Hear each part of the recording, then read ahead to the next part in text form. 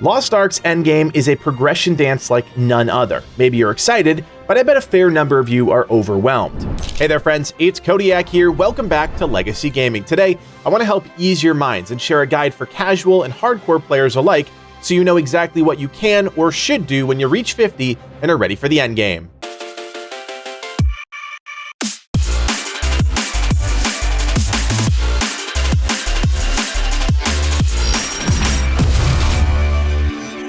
Before putting this video together, I decided I wanted to give both types of players, casual and hardcore, a path for success. I think a lot of you are going to see the title and immediately assume I want you to rush to Tier 3, and that's the furthest thing from the truth. For a vast majority of the player base, this is the very beginning of their Lost Ark journey, and that's something you only get to experience one time, so why rush through it just to reach the end of the tracks? It's not worth it. Enjoy the game and everything it has to offer, and if eventually you wander back to this video because you're ready to min-max and you want a path for vertical progression, it'll be here. Before we start, feel free to use the chapters below to help guide you throughout your progression. You may find that you're not quite ready for a particular part of this video, which is why we broke things down into sections. I do actually want to start from a casual frame of mind, because once you reach 50 as a new player, things get a bit daunting, especially now that the well of content is even deeper than originally thought. The first thing I'd recommend you do is just continue on with the main quest line. You're going to reach 50 right at the end of Arthetine or possibly early on in North Vern, and that's great, but there's still more to explore. You're going to have to do these quests eventually anyways. That's part of the prerequisites for unlocking additional tiers of content aside from your gear score. After Vern, you'll need to head to the northern region of the map and reach Shadespire. A quick reminder, you'll need the icebreaker ship to get through the hazard, so swap that over so you don't end up wasting time. This region is one of my favorites visually and is such a sharp contrast from the lush high fantasy countrysides of North Vern that it feels noticeably different. One of the biggest misconceptions for new players is that 50 is the level cap. It's not, it just opens up new chapters in your journey as a player. Reaching level 50 gives you access to the endgame, but it's far from the end of the game. There are still storylines to complete, collectibles to hunt down, and a wide range of content that will continue your progression. Eventually, you will make it to level 60, the true level cap at this point, but that will take months compared to the days it takes to reach level 50. Along the same time you're working through the available story content, you should take some time to unlock your first Awakening ability, as well as your final Normal ability. This can be done by heading to Trixion and receiving a class-specific quest. Each Awakening quest chain is slightly different, but each rewards a unique, powerful special ability that really takes the combat experience to the next level. Each character has a second Awakening ability, but it's a bit less straightforward to unlock. Once you're done with Shadespire, you'll head to Rahindel on the western side of Arcasia. There, you'll continue along with the main storyline. Eventually, you'll receive a purple quest from an NPC in the Queen's Garden that will open up a new Awakening questline, that second one I just mentioned. This is a rather long quest chain that will take you across the entire world of Arcasia, but it's vital to gaining access to your second Awakening ability. Don't forget, once you do get the ability, you need to activate it by using the item in your bags. Before we get into the specifics of Tier 1, I just want everyone to know that we have a complete endgame guide video already up on the channel. If you still don't have a grasp on the basics of what there is to do in terms of endgame PvE, I'd start there, then come back to this video when you're ready for progression. For now, the end of the main questline will take you all the way through Shadespire. This is important if you care about efficiency, because completing that arc will net you a full set of 302 gear. By doing this, you effectively cut down on the possibility of getting hung up right out of the gate with bad item drop RNG that could potentially hold you back the first day you reach 50. With the questing done, it's time to pivot and focus on gearing up, and to start off, we'll need to tackle our dailies. This breaks down into a few activities: Chaos Dungeons, Guardian Raids, and Una's Tasks. Those are the big three. Again, if you want to learn more about each of the things I just mentioned, go check out that endgame guide video. The goal of doing these three things is getting upgrade materials. That's your ticket to new tiers of content. At this tier, you'll need Guardian Stones, Destruction Stones, Harmony Leap Stones, and Harmony Shards. For Chaos Dungeons and Guardian Raids, you can do 2 a day for maximum rewards, but for Una's Tasks, it's a bit different. You do have both daily and weekly tasks, and you're limited to 3 of each, but the key is to make sure you're focused on missions that award those critical upgrade materials I just mentioned. Doing those 3 activities alone aren't going to get you to where you need to be on day 1, so how do you continue to progress even after you've reached your caps? The simple answer: islands. Various islands around Arcasia will net you the same upgrade materials that you can get from Chaos Dungeons and Guardian Raids. You just need to figure out which ones. Most of these islands are available to players all the time, but there are some islands that are part of a rolling calendar you unlock at level 50. This is a great time to remind you to set your Bifrost at places you plan on returning to. If you know an island has a specific Una's task objective or rewards you with upgrade materials, save yourself the trip and set your Bifrost to cut down substantially on your travel time. Outside of islands, there are other things you could be doing, like the tower. While the benefits aren't exactly progressing you, there are items up for grabs that will help you get ready for the challenges to come, such as engraving books, permanent stat boost potions, and of course, skill point potions. We do plan on having other videos on those systems coming very soon, but let's forge ahead because today it's all about that path to T3. If you're a casual player and this is all a bit overwhelming, don't worry. Take things at your own pace or go off and do something else. Again, there's no real reason to push progression hard and fast unless you're into that sort of thing. You'll continue with everything we just mentioned up until the point you reach Abyssal Dungeons. This opens up at gear score 340, and this is the next step within the T1 progression.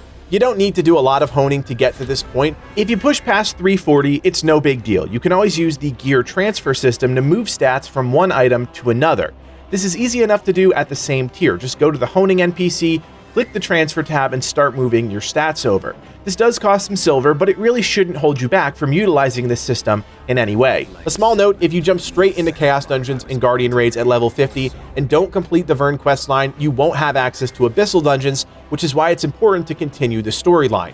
Having access to Demon Beast Canyon and Necromancer's Origin will give you access to your first set of heroic T1 gear, which of course you'll need to upgrade, this time to gear score 460 to gain access to the higher tiers of T1 Abyssal Dungeons, Hall of the Twisted Warlord, and Hildebrand's Palace. Once those are unlocked, you're looking at another set of new gear, your first legendary set, still classified as T1. Here's where a bit of material sync comes into play.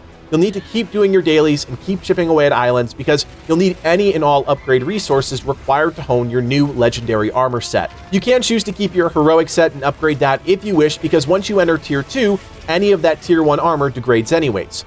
Regardless, the goal is to get to gear score 600. This will grant you access to the next tier of content, starting with Yorn Chaos Dungeons.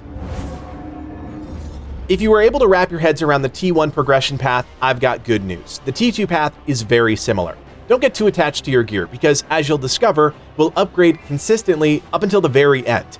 Just like before, at the beginning of T2, you'll have access to only new Chaos Dungeons and Guardian Raids. Continue to run those until you reach item level 840. At this point, a new set of Abyssal Dungeons will open up, Road of Lament and the Forge of Fallen Pride. This will allow you to craft your heroic T2 set of gear. You'll continue to upgrade that heroic set until you reach item level 960, at which point, you guessed it, you'll have access to even more Abyssal Dungeons, the Sea of Indolence, Tranquil Carcosa, and Alari Sanctuary. Tackling these challenges will allow you to craft your legendary T2 set of gear. Again, we're looking at a deep resource sink here, and you'll need to upgrade this legendary set to plus 15 if you want to reach item level 1100, which is the threshold for starting the tier 3 content. I also want to point out that during this T2 experience, you'll start receiving gems. These are items that you can socket into necklaces, rings, and earrings that provide your abilities with either damage increase buffs or cooldown reduction buffs. Again, we're not going to get into all the nitty-gritty here. We'll have another video on that topic coming out, so stay tuned. So long as you have the gear score and have completed the required quests, you now have access to tier 3 content. Depending on when you watch this video, there could be more tier 3 content, but that won't slow us down. As Rox, the Lost Art community manager, made clear before launch, the NAEU tier 3 content is limited for now and was implemented to introduce players to Legion raids sooner rather than later. Smilegate has very openly talked about the success of things like Legion raids and how it has invigorated the player base over in Korea, which I imagine is largely the reason behind the quicker introduction of tier 3 content out in the West. If you have something special that you can offer up, you should, because undoubtedly, the hardcore players will want to experience it as soon as possible, while the casual players will just take their time and enjoy the ride, which they absolutely should. Once you reach T3, it's hard to give you a complete roadmap since we're only getting a small slice of content. Just like with the other tiers, you'll start off by doing the new Chaos Dungeons and Guardian Raids. You'll continue that daily grind for resources, hone the set of rare T3 armor you get from those Chaos Dungeons until you reach 1325 and the first Abyssal Dungeons becomes available, Aria's Oculus. From this Abyssal Dungeon, you'll receive your heroic T3 set, which you'll upgrade to 1340, at which point you'll have access to the next Abyssal Dungeon, Aurea Preveza. At this point, the train kind of comes off the tracks since the rest of the Tier 3 rollout is a bit of a mystery, but the goal is to reach a gear score of 1370 so that you're ready for the next big chunk of content, Argos, and the introduction of raids. If you managed to follow along up until this point, awesome. You've most likely got the hang of the progression pattern within the game. But like I said in the intro, I wanted to make sure casual players weren't isolated in this discussion. If straight vertical progression isn't something you're interested in, there are a ton of things for you to do that will still benefit your progression long term. Things like rapport net you some great rewards like engraving books, gold, and stat boost potions. They're a relatively easy activity but take a lot of long-term investment. Other things like upgrading your stronghold are a great long-term decision. You may find out you'd rather just life skill your way through the game, harvesting resources, upgrading your base, and selling items on the auction house. There's nothing wrong with being a gold baron. That money will eventually be used for vertical progression anyways.